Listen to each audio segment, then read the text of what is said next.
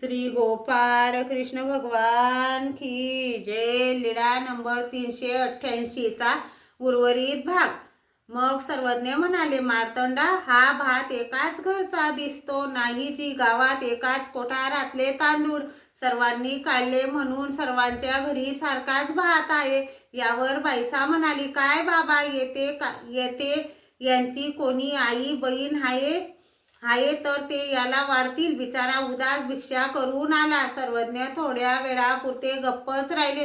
तेवढ्यात मागून मार्तंडाची मामी ताक मीठ भाजी असे घेऊन आली। सर्वज्ञांना दंडते घातली, श्रीचरणा लागली।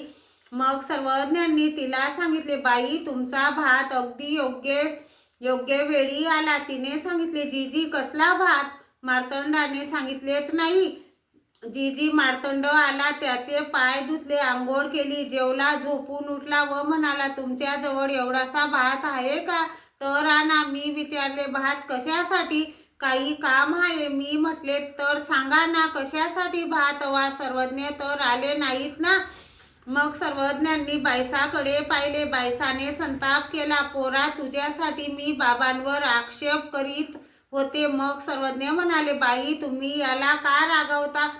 याचे रोग जाऊ नये असे याचे दैव आहे, तर ते रोग का जातील? किंचित जोडलेले असताना जास्त कसे मिळेल? पोरं आपले हित अनहित जाणत नाही। मग सर्वज्ञांचा तेथे मुक्काम झाला।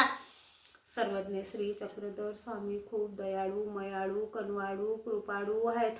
जे जीव सर्वज्ञ श्री चक्रधर स्वामींकडे पाहतात त्या जीवांचा स्वामी उद्धार करतात, लपलेली मनातली गोष्ट जाणतात। सर्वज्ञ श्री चक्रधर स्वामी खूप दयाळू, मयाळू, कनवाळू, कृपाळू आहेत। श्री गोपाळ कृष्ण भगवान की जय।